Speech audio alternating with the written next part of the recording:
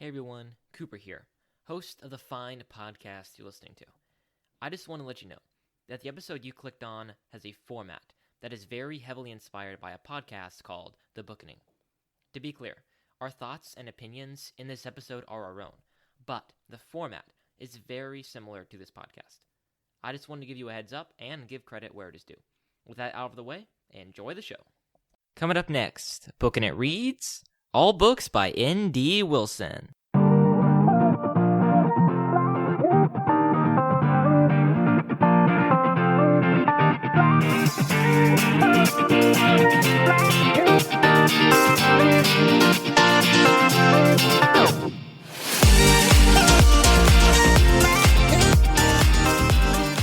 Hey everyone, and welcome back to Booking It. I'm, of course, your humble and eloquent host, Mr. Cooper Cobbs. And joining me today are two of my good friends, Mr. Isaiah Ratsky. Hello. And Mr. Tanner Lewis. Howdy. Well, folks, I'm just gonna go ahead and say that this is our second attempt at recording this because last time Tanner's microphone wasn't on. He forgot to turn it on. What a doofus! I'm kidding. Ouch. Wow, okay. He It was feels bad. we He only feels got bad. like 5 seconds through. It's okay. I know. Shut up. And also, his computer isn't gonna be the one that's probably gonna die halfway into this recording. So Also true. you've guessed it, guys. My computer might die, and we might hear a Yeah. hard cut to one of us talking later. Yeah, so if we And being randomly like, "Yo." either cut like that or randomly one of us is just not on the podcast, it's because it died and then we just had to restart Yep. or continue it later. Before we hop into actually talking about our subject, author N.D. Wilson, I wanted to do a quick update on what the summer is going to look like. I think I mentioned this last episode, but me and Tanner are just going to be popping in every couple weeks and updating you guys on what we're reading and our thoughts on the books we're reading over the summer. I'm reading War and Peace right now. I'm 1/5 of the way through. I'm enjoying it. I'm chugging along faster than I thought I would. Tanner, how far are you? You haven't started Moby Dick yet, have you? No, I haven't. My mom's trying to make me pick up War and Peace now, which is Oh, really? so it's Hop in. sounding like that we are going Come join to the fun. We'll join the club and we'll read through Okay, everything. do War and Peace, and then we'll do Moby Dick. Okay, yeah. Isaiah, what about you? Have you started Anna Karenina, or what? I'm kidding. Isaiah's not going to read Anna Karenina. Isaiah, what are you reading over the summer? Wow. I honestly don't know yet. Probably Dune if I can, but Yeah. Dune We'll and Dune see. Me Messiah. and Tanner have been trying to get Tanner to read. Or me and Tanner have tried to get Isaiah to read it. So. there you go. yeah. That's the right words. That's right. Yeah, me and Cooper have Them's not the been right trying to get me words. to read something. No. Tanner reads what he wants. Yeah. Yeah. Here's the Pretty thing. much. We have never come to a problem with me reading something. It's always been Matthew. It's true. It's true, Kinda though. true, Maybe yeah. it's because I mean, we well, avoid and- the books. and- We avoid the big no-nos for me. Percy Jackson and Harry Potter. It's true. Well, actually, I think I think I've forced Isaiah to read more books this year than I think I've ever forced Tanner to read. By the way, I just want to give a huge round of applause. For this episode, I handed Isaiah like a stack of books to read, and he read through them. It was And he like finished 3 them. books. But So, yeah, a stack, exactly. And, yeah, and so I want to give a huge round of applause. I am impressed though that Matthew did Thank you, finish Lord of the thank you. Rings. At least to my knowledge, he did it. So, but I'm I don't impressed, you guys. Good job. According to, from his response to me, I believe that he said, if I'm quoting him correctly, I've been watching YouTube videos that recap it. he probably I has. don't think it's I'm not like that. surprised. I hope Neither they am did, I. It's Matthew. But, you know, it's okay. The podcasts were fine. Okay, let's talk about N.D. Wilson, guys. So, I guess we should say, like, who N.D. Wilson... I mean, our audience knows who N.D. Wilson is, but for A the beast. person who doesn't know, does anybody want to... I mean, Tanner probably is the only one. Isaiah doesn't really know much about him. So, Tanner, why don't you tell our audience about N.D. Wilson a little bit, to your knowledge? I don't have a whole lot of biographical things about him. Cooper No, that's okay. probably has more about Just, that. like- I'll overlay his kind of realm, if you will. Yeah. So he has written The 100 Cupboards, The Ashtown That's what I read. Burials, and Outlaws of Time. Outlaws of Time. Thank you. And he's done, like, 2 one-off books, Sleep Hike Ridge and Boys of Blur, both of which I have read. I haven't read either of those, although I've read all of his trilogies. So he's got he's got those 3 trilogies, which are all good. He has a trilogy of trilogies. Well, actually, Ashtown's going to be a quartet now. Ashtown's going to be a quartet. That's going to be pretty fun. But, yeah. I'm Anyway, I'm ready what for that that is. to be a he's- quartet. It needs Yeah. to be. You can't end it there. Yeah. Well, anyway, N.D. Wilson, for those who don't know, in homeschool circles especially, he's a pretty popular author. He's the son of Doug Wilson, the pastor. He lives in Idaho, writes these books. Like Tanner says, he's written all those books. He just listed off. And he's been pretty popular, especially in homeschool circles. And so I really wanted to talk about N.D. Wilson because I think he's a fun author to talk about, and he's written some interesting stuff. And yeah, anyway, I guess Isaiah, well, do we need to do baggage? I think we need to do baggage. Man, Sure. I'm out of source today. All right, Isaiah, why don't you give your baggage on N.D. Wilson? Well, I think I heard of the guy a while ago from one of YouTube, but I never read any of his books until Cooper handed me that stack of books for the 100 cupboards like a month ago. Not a month ago, like 3 weeks ago, whatever. Yeah. A while ago, whatever. As I So, recall it, I handed it to you yesterday, and you finished them all for it. I'm kidding. That's not what happened. Oh, yeah. Yes. Well, I finished Tanner.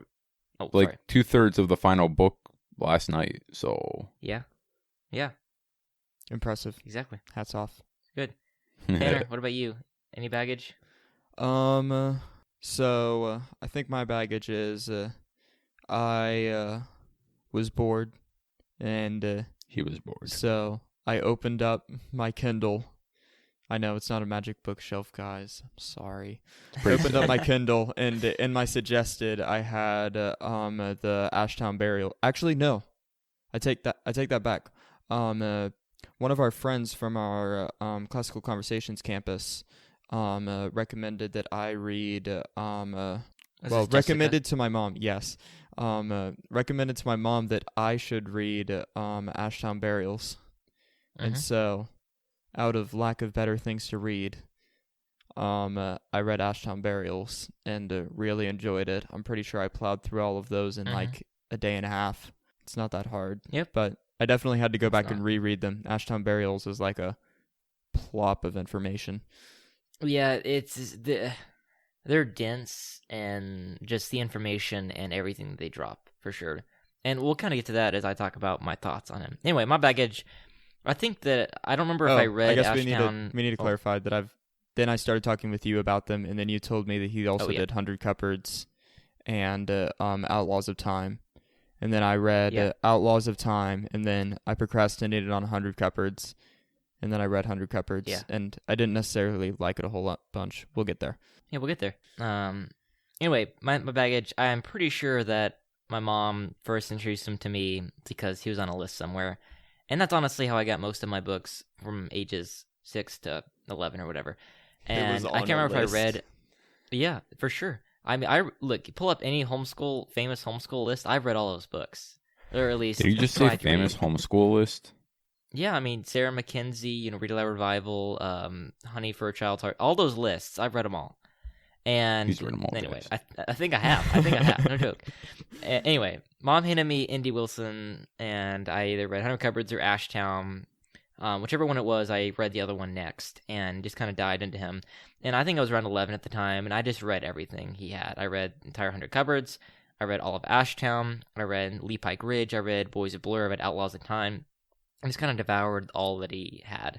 And I know my friends also had 100 Cupboards, and actually it's probably one I wanted to read first because the old covers look pretty cool. And I think, let me go. I'll say with 100 Cupboards, the plot of 100 Cupboards is a boy goes to live with his aunt and uncle in Kansas, and while he's sleeping in the attic, he scrapes away the wall, and there are 100 cupboards leading to 100 different worlds. That's the plot. And so obviously that was really, really fun. And so that's when I wanted to read. Anyway, I've had a weird relationship with N.D. Wilson because literally I have no recollection of almost like all of that I read when I was 11 is a blur. Like none of that really stuck with me. I reread 100 Cupboards last year. I've reread Lee Pike a couple of times, and I reread the first book of Outlaws of Time. But it just went over my head. The only one worth rereading. Some of that. I think so. I mean, N.D. Wilson's, we'll talk about it. I think it's pretty good, but Outlaws is definitely the one that I would go back to. Anyway, and I would have this relationship with his weird style. Not weird. I don't know what to say. His style of writing, I would struggle with occasionally.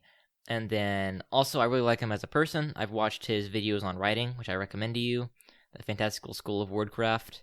I also like him as a person. When he's talked about writing or whatever in his podcast, I love all of that.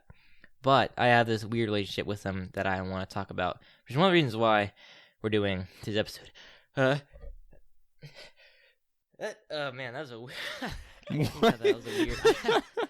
Failed sneeze. I was trying to sneeze and I can't sneeze, and it's weird. Okay, You're not okay, Cooper. that was a rambling baggage, but I think it's time. Isaiah, I want to start with you. What are your thoughts on Andy Wilson? What did you think about 100 Cupboards and about his style and him? I like the book series quite a bit. I mean, I wouldn't say it's my favorite one, but I think it's good. I'll probably end up rereading it eventually. And Yeah. I don't know. I thought it was very creative. I would have never, ever thought of that or anything. Yeah. So, yeah, I thought it was good. Yeah, for sure. I liked it.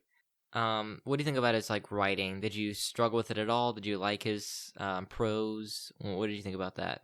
I don't know.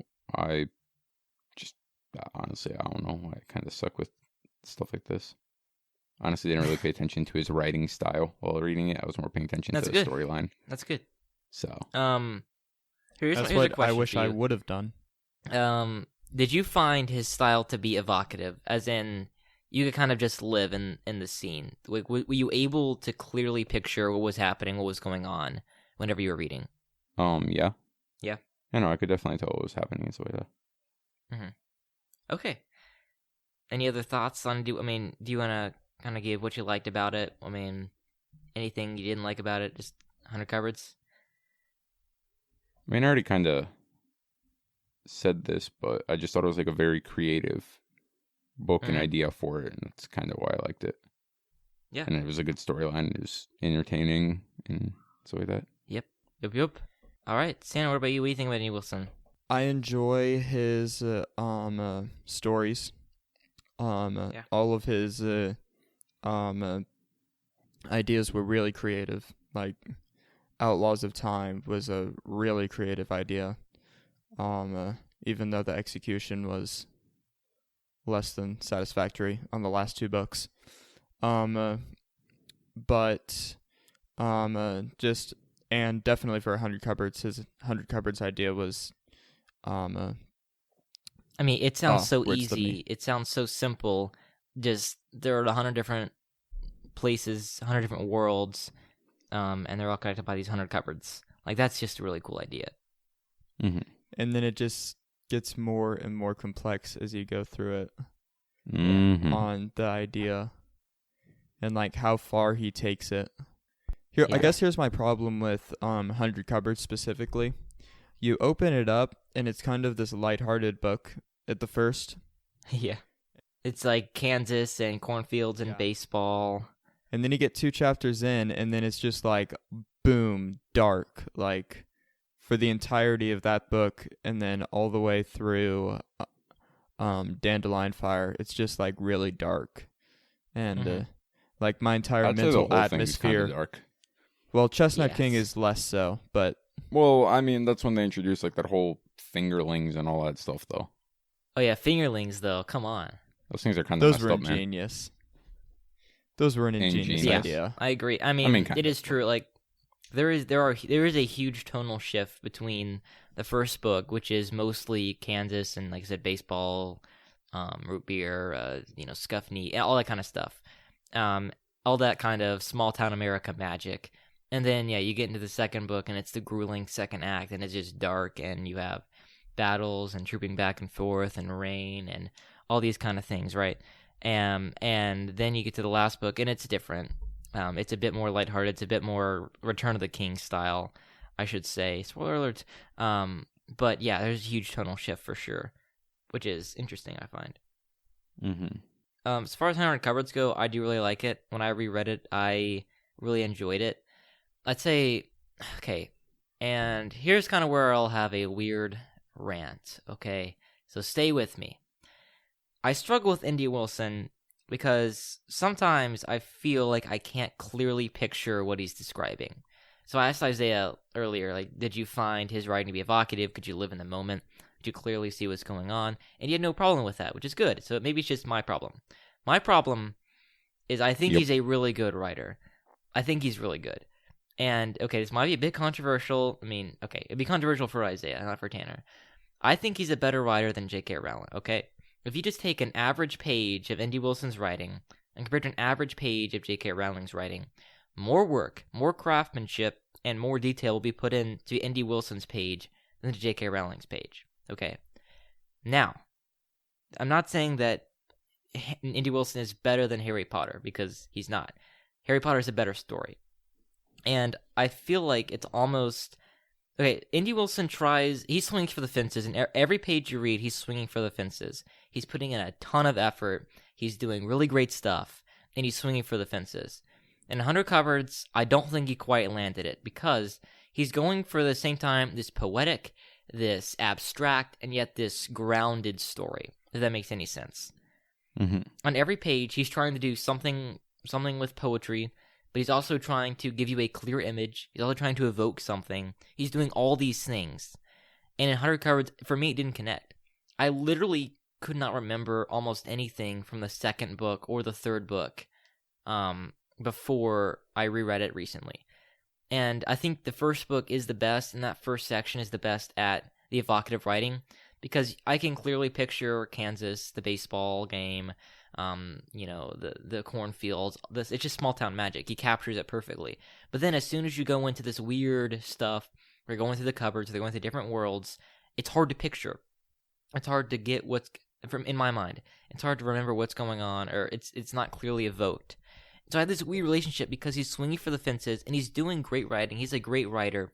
And even though I can admit his writing style is awesome, I still can't picture what's going on.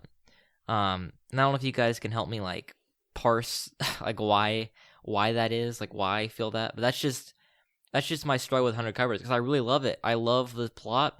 I think it's really cool, all of the different worlds and the different kingdoms, and Henry being a seventh son of a seventh son, all the mythology.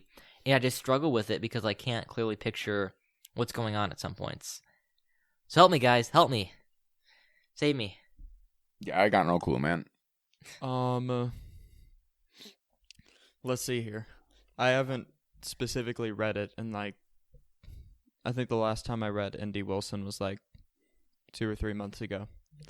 But, how dare you? You're supposed to read it for the podcast. Come on, man. Well, I'm also supposed to read a lot of other things for school and the podcast. Okay, here's the thing, though. Just to clarify, I gave Isaiah 100 Cupboards because he hasn't read any N.D. Wilson before this. And this entire year, I knew we were going to do this episode, and so I've been reading. I reread 100 Cupboards. I reread Outlaws of Time. I've been rereading a bunch of stuff. Maybe I haven't read it too recently, but it's still fresh in my mind. Anyway, go ahead, Tanner. Well, same for me. I reread Outlaws. But, or at least the parts worth rereading. Yeah.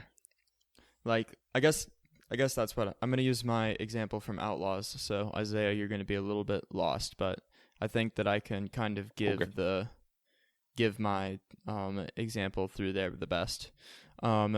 So for those of you that have read his Outlaws of Time trilogy, basically it's...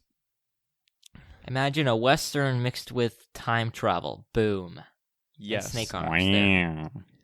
That's why the first book's amazing. Imagine Tombstone and something else. Yeah. Tombstone and Back to the Future. What's a good time travel? Yeah, that's actually really great. Actually, yeah. that's a really good one. That's especially for the third book. Okay, but it's less buddy comedy though. There's not a lot of buddy comedy. So anyway, go ahead, Tanner. The time travel of Back to the Future.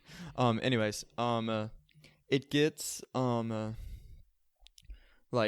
the first book, it's amazing because you're able to see everything, and like Cooper was saying, you're able to see everything, and I think that just in his first books, he does a really good job of keeping it focused on the story and being able to show you everything that's happening in the story. But then by the time you get to his second book, he always thinks that he's laid down the foundation well enough and shown you enough that he can begin to show you these more complex he ideas. just kind of floods it, the second book. And he's almost for every single one, it's just like, okay, I've given you this little inkling of everything that's happening, and now we're going to open really the cool. floodgate. Yeah, and it's really cool, and you really like it. So now I'm going to open the floodgates wide, and we're going to show you just how far we can take this before it gets weird. Yeah, and I think that's really great too. You're right. I think part of the reason is the first 100 Cupboards book, literally the first 250 pages, nothing happens. Nothing happens. Right, Isaiah? I mean, literally, there's maybe 50 pages worth of stuff that happens within something 5 times that long. And literally only in the last fourth does something actually happen. And that doesn't really set up the world for what's going to happen in the next 2 books. And so he has to do this almost re-establishing the world in the second book. And then you're already launched inside the story.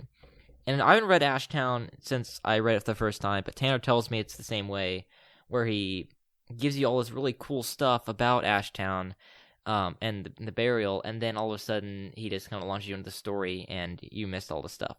Because we said earlier, it's really dense. His writing's not dense, but all the stuff he packs into his writing is dense. Mm-hmm.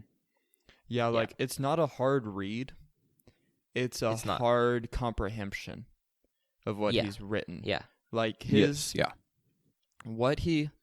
it's not like I'm going to go spend 5 minutes trying to research this word to figure out what the heck he's saying. Yeah, like it's not some of the dense older as in books. reading, It's not dense as in Scarlet Letter. Yeah. Moby Dick. It's more dense in the fact of it's more dense in the fact of almost J.R.R. Tolkien. Let's walk through a forest. Do you know what we see in this forest? Well, it's not Tolkien because he doesn't need to be that dense. But it seems like Andy Wilson almost needs to write more because he's just jamming all this good stuff into a paragraph.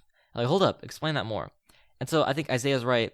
You read 100 Cupboards for the first time, and you enjoyed it, and I would too. I enjoyed 100 Cupboards because on the story level, it can just be enjoyed. But then you go back and you reread it, especially as an older person, and it's like, wow, there's so much more here that I missed. There's so much more depth, and especially in Ashtown, really in Ashtown, it's packed in. His mythology is packed in. His own Ashtown beast. is a masterpiece. I could reread Ashtown a lot. Yeah. I don't exactly have the same to problems reread with Ashtown.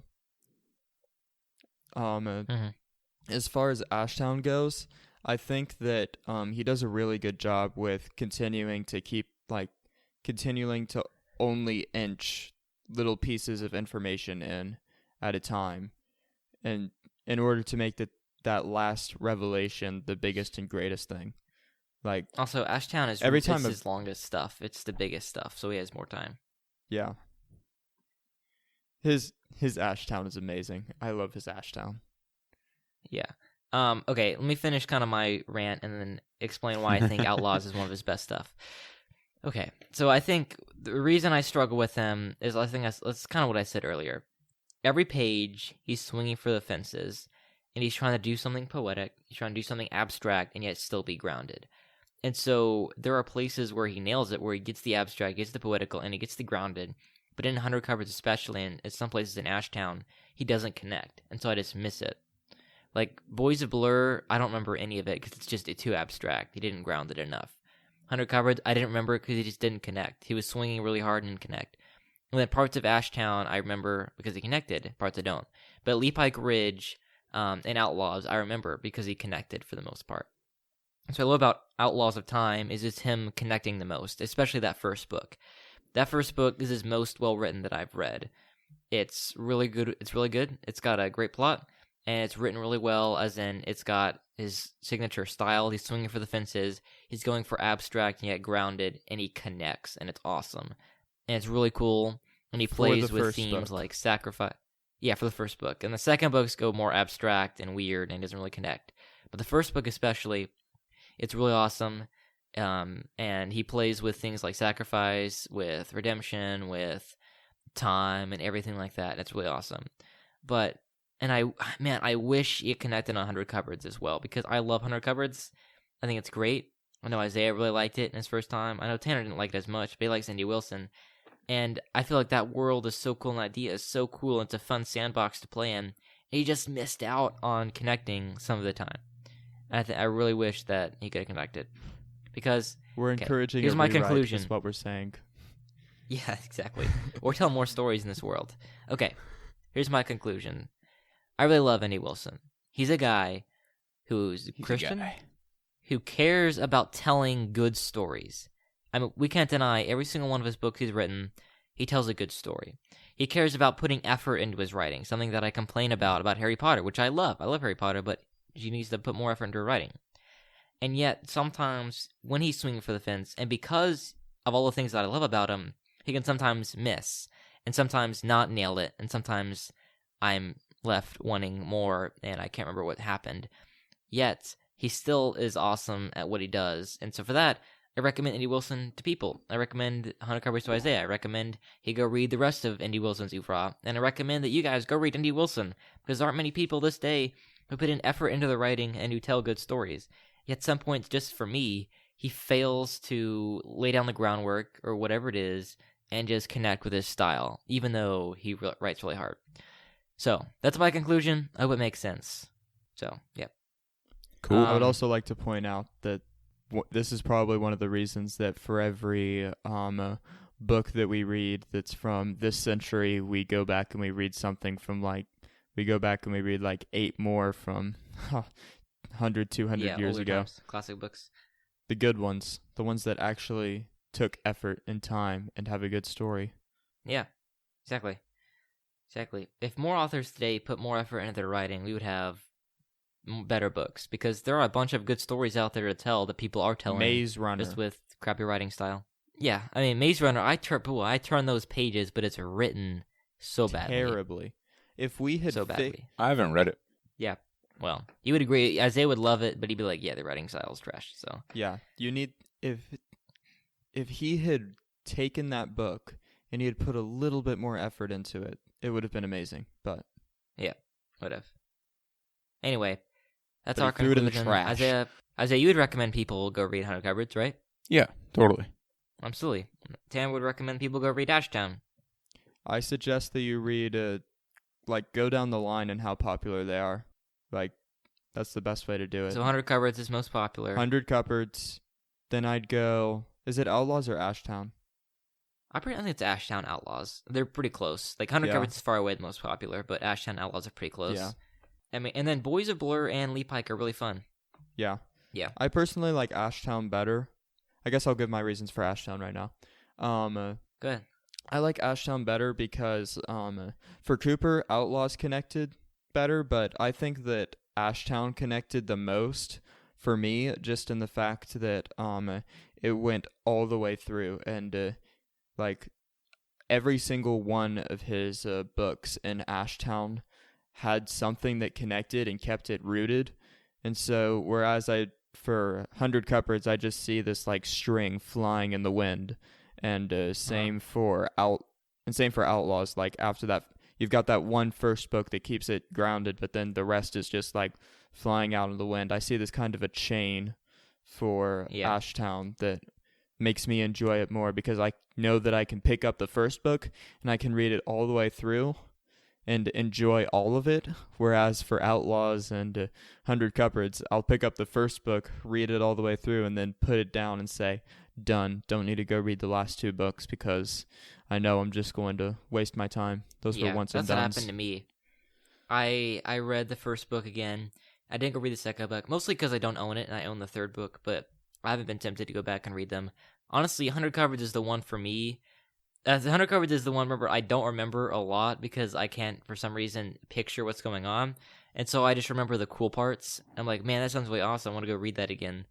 So for me, 100 Cupboards is the one where I really, really love the whole thing. And I think it could have been something awesome. And I think it is something awesome, but yeah.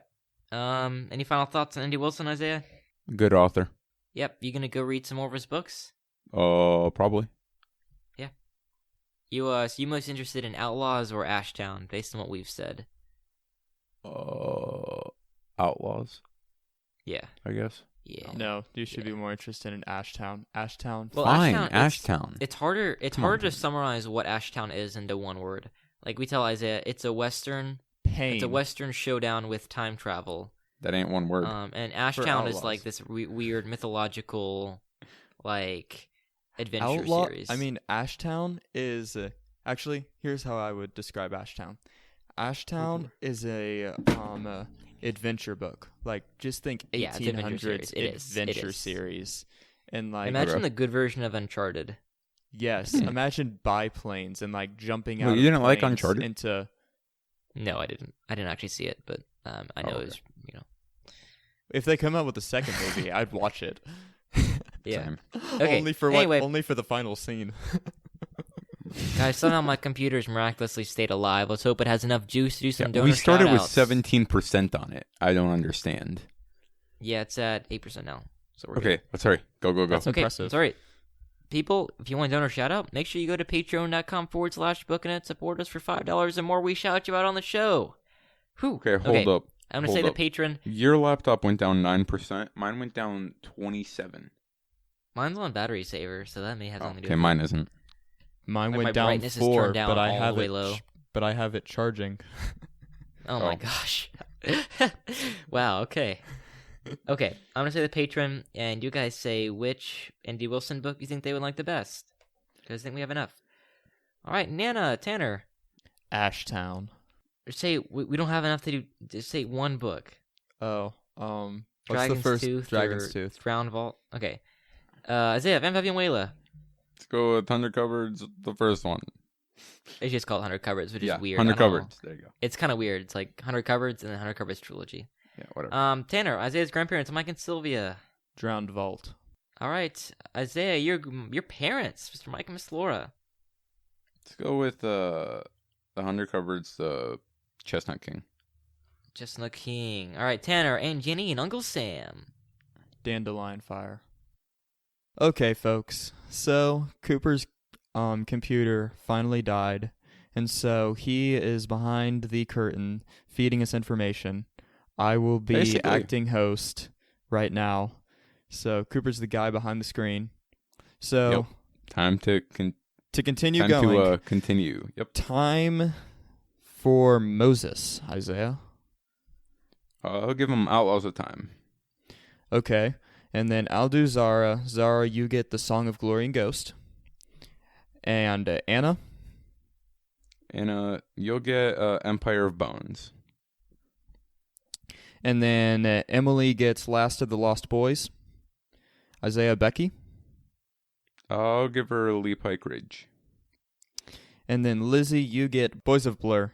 So, folks, make sure to leave a 5-star review, 5-star rating. 5-star rating, and a review. Of course, I'm messing up terribly. There's a reason why I'm not the host. And until next time, Keep on booking it.